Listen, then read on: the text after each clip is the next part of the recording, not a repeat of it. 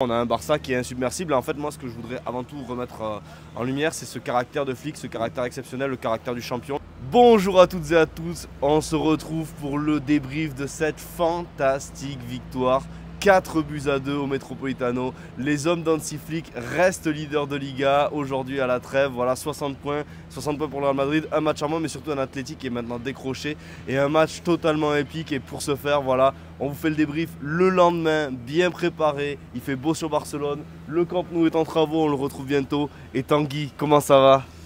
Moi je te dis, ça ne peut que aller. 4-2. On marque vraiment un coup sur cette Liga. Vraiment, c'est un match charnière. 4-2.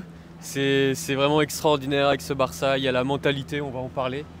Mais voilà, comme tu dis, tu l'as très bien résumé, 60 points, tout comme le Real, avec un match en moins. Voilà. C'est important avant la trêve. Et l'un des derniers gros déplacements, parce qu'on sait que le Barça va avoir un calendrier maintenant un peu plus favorable, avec des réceptions d'adversaires comme le Betis, comme le Girona, le Classico qui va se dérouler à la maison. C'était vraiment un gros rendez-vous et on a eu peur, on va pas se mentir, mais tu l'as dit, ça me permet d'embrayer comme ça avec l'une des premières déclarations d'Hansi Flick après ce match. Il a dit, alors il y a une partie physique bien sûr, le mérite physique, du travail, tout ça, mais c'est avant tout mental, c'est vraiment ce que dit Flick, et on sent vraiment que c'est une équipe qui est transfigurée.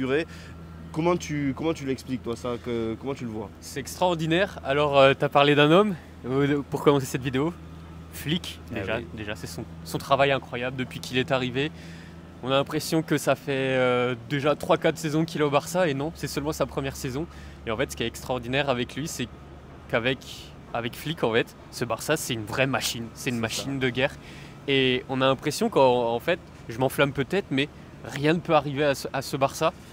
Alors attention, faut pas s'enflammer encore trop vite, on est encore sur tous les tableaux, mais on a quasiment le même effectif que la saison dernière, à part tu rajoutes peut-être 2-3 joueurs dans l'effectif. Tu rajoutes juste Dani Olmo, tu as perdu Gundogan, tu as perdu Cancelo, enfin voilà, tu as perdu des joueurs de premier plan, voilà, tu as perdu des joueurs de premier plan, tu as un effectif moins fort que l'année dernière et tu arrives à faire des choses exceptionnelles. L'année dernière on était complètement décroché en Liga, on était déjà éliminé et assez piteusement de la Copa au San Mamés, on s'en rappelle, la Super Copa s'était très mal passée, et la Ligue des Champions, bon, on venait de battre le Napoli le plus faible de la dernière décennie. Exactement. Et on est allé affronter le PSG et avoir cette terrible déconvenue. Donc non, on a un Barça qui est insubmersible. En fait, moi, ce que je voudrais avant tout remettre en lumière, c'est ce caractère de flic, ce caractère exceptionnel, le caractère du champion, le caractère de l'Allemand peut-être. C'est quelqu'un qui se remet toujours en question, dans le positif comme dans le négatif, et c'est quelqu'un qui ne se cherche absolument aucune excuse. On a soi-disant le senior décrit à Madrid, Carlo Ancelotti, qui n'arrête pas de pleurer en permanence, et Xavi se faisait attaquer l'année dernière pour les mêmes chouineries que fait Carlo Ancelotti avec Hansi Flick. Même si des fois il y a eu moins de 72 heures pour jouer les matchs, il n'y a pas eu d'excuse. Voilà, c'est toujours l'équipe qui doit performer. Si jamais ça ne performe pas, c'est avant tout la faute en interne plutôt qu'en externe, et au final c'est cette mentalité là qui, je pense, fait gagner des titres et qui fait que ce Barça est aussi à ce point là apprécié. Moi j'ai des exemples d'amis qui sont ici sur Barcelone et qui ne sont pas forcément supporters du Barça et qui me disent cette année non, le regard sur l'équipe il est complètement différent, c'est un Barça qui en impose, et tu l'as dit, c'est un Barça qui est insubmersible. Ce matin, Sport titré Remontada des Campeón, voilà, c'est une remontée de champion et c'est la vérité. Ce genre de victoire là, tu te dis, mais une équipe qui ne va pas être championne d'Espagne ne fait pas ce genre de victoire. Ça fait écho un petit peu aux défaites qu'on a vues en début de saison face à Leganés, face à Las Palmas. J'avais dit, tu peux pas perdre des points à domicile contre ces équipes là et être champion. Bon tu peux pas non plus faire ce genre de remontée là et pas être champion, mais en tout cas voilà, un match phénoménal, et je pense qu'il est temps maintenant, ça y est, de rentrer dans ce match, de rentrer un petit peu au niveau des joueurs. Et alors bon, vous le savez, la patte Tanguy, c'est Pedri, et moi j'ai une image en fait qui me revient en tête au moment où je tente ça, c'est après le premier but, Pedri qui demande à ses coéquipiers, et les gars, c'est dans la tête, on se concentre. Tout à fait, tu as résumé je dirais pas que c'est le truc, l'action du match, mais c'est un symbole en fait, parce que tu commences le match, tu as 20 minutes, les 20 premières minutes où tu asphyxies l'Atlético, et l'Atlético commence à bien revenir, mais voilà. Et puis tu as un premier tournant dans cette rencontre. L'action, on parlait de Pedri, justement, qui sert merveilleusement bien Robert Lewandowski. À la pointe de l'attaque, notre ami Robert Lewandowski. On va commencer par le feu. On va revenir sur ce sujet, bien évidemment. Et tu rates l'occasion, derrière, tu prends tu prends ce terrible contre. Et là, il y a, comme tu dis, cette fameuse image de Pedri. C'est dans la tête. Et ça me plaît. Ouais, non, c'est sûr. Mais c'est là où on voit que c'est un vrai leader. Il est 5e capitaine, juste derrière Rafinha. Rafinha qui a commencé d'ailleurs le match avec le brassard, vu que De Jong était absent, que Araujo était sur le banc et que Ter Stegen, bien sûr, on le sait, est blessé. Mais on va revenir sur le match de Rafinha, match intéressant d'ailleurs. Et c'est vrai que Pedri, voilà, encore une fois, aujourd'hui, hier, on a senti que c'était vraiment tout était sur ses épaules au milieu de terrain. Il a un impact énorme et on sent qu'il y a un Barça avec Pedri, un Barça sans Pedri. Et il est en train de grandir dans toutes les facettes de jeu. C'est vrai qu'il aurait encore une fois mérité une place décisive sur Lewandowski. Lewandowski qui rate clairement son face-à-face, l'envoie sur la transversale. Il doit faire beaucoup mieux, surtout quand on voit le temps qu'il prend. Et derrière, c'est encore une fois ce qu'on disait face à Benfica. La sanction, elle n'attend pas. Par en face, il y a un élu. Il y a Julián Alvarez et lui, il les met au fond. Alors, la situation est quand même un peu plus favorable à Julián Alvarez. Disons que c'est un peu plus facile de mettre le but qu'il met. Mais voilà, Lewandowski, normalement, il doit tuer. Ça ne le fait pas. Par contre, après, quand on est mené 2-0, quand on pense vraiment que le match va nous échapper, que voilà, on va être derrière à la trêve et tout, Robert Lewandowski sur une très belle percée d'Inigo Martinez. Exactement. Alors il a un petit peu de chance avec un contre favorable, mais très belle percée. Pour moi, Robert Lewandowski, j'ai pas peur de le dire, il marque un but classe mondiale. C'est-à-dire que il est englué face à ses défenseurs. Il arrive à prendre le meilleur, contrôle de la poitrine, hop, et il met pile la frappe qu'il faut niveau précision, puissance pour prendre au piège au Black. Et qu'est-ce que dit Flick? Flick dit, voilà, le but de Lewandowski, c'est le moment où on a réagi. Moi, Lewandowski, on aurait pu vraiment lui en vouloir si jamais ça avait perdu. Mais la réaction du Barça, je pense pas que le Barça gagne ce match sans ce but classe mondiale, je le dis bien encore, du Pichichi Robert Lewandowski. Tu l'as dit, clairement, ce but, faut pas se le cacher, même si je ne défends pas tout ce que fait Robert Lewandowski, évidemment. On a une pensée pour le réfé qui, au moment où il va éditer cette vidéo, sera... Mais comme tu dis, c'est clairement un but de classe mondiale. En fait, pour moi, Robert Lewandowski, c'est un joueur énervant parce que tu sais qu'il a les capacités. Tu sais que voilà, à 0-0, il a l'occasion, il doit la mettre. Mais là, tu dis, mais il fait une action sortie de nulle part. Tu dis, c'est au moment où tu t'attends le moins. Tu as même Flick qui prépare des changements. Tu parlais du réfé tout à l'heure. Fermine s'apprêtait à rentrer, tout ça. Et bim. Et bim, but. Oui, et là, les grands joueurs. Tu sens que toute la machine est relancée. Et ça va très vite. Et là, tu sens même un Atlético. On parle de l'Atlético de Diego Simeone. Qui vient de mener 2-0 Qui vient de mener 2-0 à domicile. Tu dis, il peut leur arriver quoi.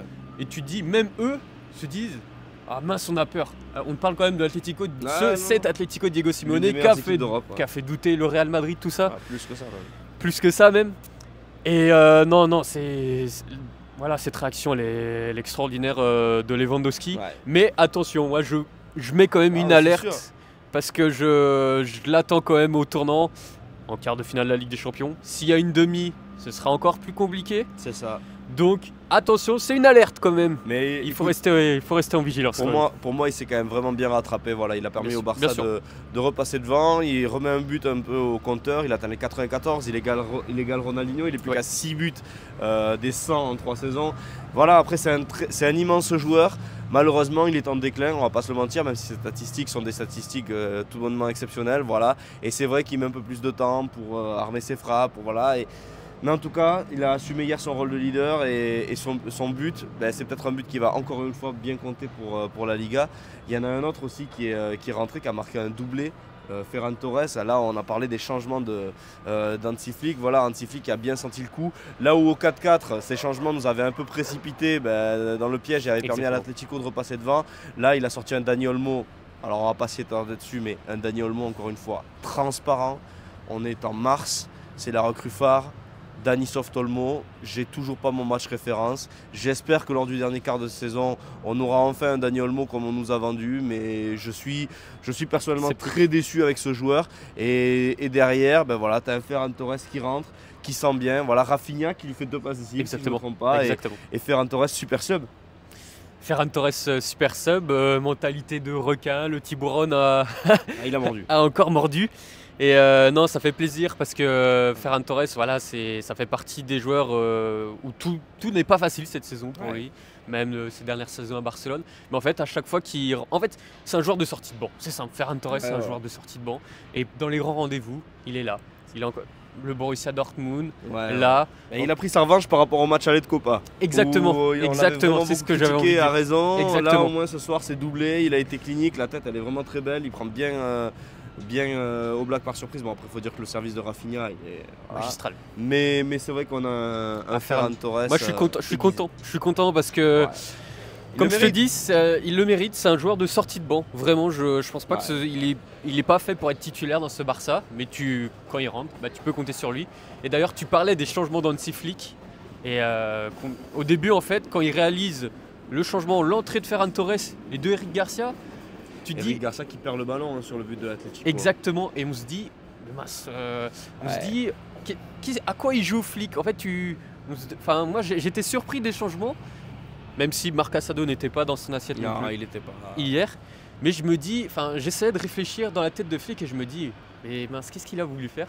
Et en fin de compte, les changements se sont avérés clairement ça a payé. C'est vrai que moi j'avais très peur aussi pour Eric Garcia parce que vous savez que depuis son erreur terrible face à Las Palmas, encore une fois, j'ai beaucoup de doutes sur lui, même si c'est un joueur que j'aime bien, c'est un travailleur, c'est pas un mauvais joueur, mais tous les matchs étaient en coutume. Là encore une fois la perte de balle c'est pour lui et j'avais vraiment peur que ça remonte pas, mais après mine de rien il est parvenu à suivre la dynamique de l'équipe et puis il a été amené aussi par des joueurs comme on l'a dit. Rafinha encore une fois, pour moi il fait pas un bon match franchement. La première mi-temps il passe au travers, même jusqu'au premier but de Lewandowski, mais après c'est un travailleur, c'est un joueur qui ne se relâche jamais, qui essaye toujours de faire le dernier effort pour aller marquer un but, pour aller faire quelque chose. Au final il sort de ce match avec 2 passes décisives, un très beau centre pour Ferran Torres et surtout cette récupération vraiment où il y va comme un arraché. Il reste 1 minute, tout le monde peut se dire non allez les gars on revient tous, on fait bloc, on essaie de la sortir et c'est bon. Non, lui il va presser, il va dans les pieds de son vis-à-vis, hop il arrive à la récupérer et il sert magnifiquement bien Ferran Torres qui encore une fois une finition top 9 de Ferran Torres. Vraiment gros clin d'œil à celle qu'il avait ratée ici au Montjuic. C'est bien, en fait c'est cette mentalité de Flick qui est toujours dans l'autocritique et d'essayer de se dépasser, de faire mieux à chaque fois, mais qui se rejaillit sur les joueurs. En fait tout part de là et c'est vraiment magnifique. Et maintenant je vais te passer la parole sur le dernier des artistes, lui qui soi-disant ne marquait jamais en Liga. Je pense qu'en fait il veut juste marquer à Madrid, il n'y a pas de souci parce que dans son dernier but c'était au Bernabéu. Là il marque le but décisif au Metropolitano, Lamine Yamal. Tu vois, mon sourire veut tout dire parce que en Espagne, même un peu ça commence à se répercuter en France, on disait oui Lamine Yamal n'a pas marqué depuis octobre. En Liga. En Liga, voilà, bien sûr. Et moi c'est quelque chose qui m'énervait parce que le petit faut le laisser faire et il a pas besoin de scorer tous les week-ends pour montrer que c'est un grand joueur. Ça va arriver ça. De toute façon. Exactement. Et ça fait partie de sa progression. Mais là on se dit jusqu'où peut aller le gamin en fait. Et en fait on écoutait le match sur la Cadena Ser et juste avant qu'il reçoit le ballon, c'est Luis Flaque qui commente et qui dit le joyau de la Masia qui reçoit le ballon. Et là tu vois la balle qui part. Et là tu te dis oui, le titre et le nom lui porte à merveille. Avec le petit rebond, elle est touchée par le défenseur adverse. La réussite est là, mais encore une fois c'est un joueur qui prend toujours ses responsabilités. Face à la France c'est lui qui l'a fait avec l'Espagne, face au Benfica c'est lui qui l'a fait. En fait il n'a pas peur de tirer de loin, il arrive à éliminer ses vis-à-vis. Il a des prises de balles comme ça en fait où on avait Arjen Robben, dès qu'il repiquait comme ça on savait qu'il allait armer, on savait que ça allait sans doute faire but. Lamine Yamal il a aussi ce petit truc, quand il prend la balle comme ça il efface vite fait avec une petite fin de corps et après il arrive à se mettre dans une position pour ouvrir son pied et essayer d'aligner le gardien. Lamine Yamal il a 17 ans, il a des photos historiques dans tous les stades, déjà c'est exceptionnel. Il a des buts de signature, ce gamin est d'un niveau, c'est insolent pour le football, j'ai envie de dire, tellement il est fort. Et en fait il a toutes les caractéristiques d'un joueur déjà confirmé. Je veux dire il a 17 ans, c'est lui qui marque les buts décisifs pour son équipe. Tu l'as dit, il n'y a pas de limite. Et moi ce qui me marque c'est clairement son intelligence. Comme tu dis, on parle d'un joueur qui a 17 ans et en après-match il disait j'ai analysé l'entrée de jeu de Gallagher. Et qui est quand même un joueur assez important à l'Atlético. Première ligue. Exactement.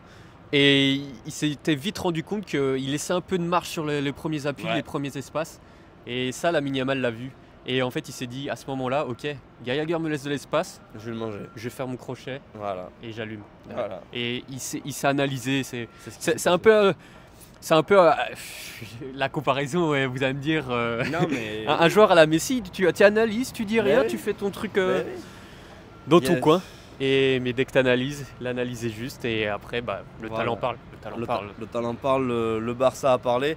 Je pense qu'on a fait à peu près le tour lors de ce débrief. C'est vrai que c'était un match très particulier, voilà, avec des rebondissements. Jusqu'à la 70e minute, on avait un débrief complètement différent de préparé. Et là, on sombre, enfin non, on sombre pas, non, on va directement dans la folie, dans l'euphorie. On est juste triste de ne pas avoir notre Barça pendant 2 semaines. Ouais, après, quand on va le retrouver, il y a un calendrier qui est très très très chargé avec des matchs presque tous les 3 jours. Donc on va se régaler et puis on espérera voir ce Barça gagner tous les titres cette saison. En tout cas, voilà, débrief après débrief. C'est sûr que la confiance pour nous est grandie à mesure que les travaux aussi avancent.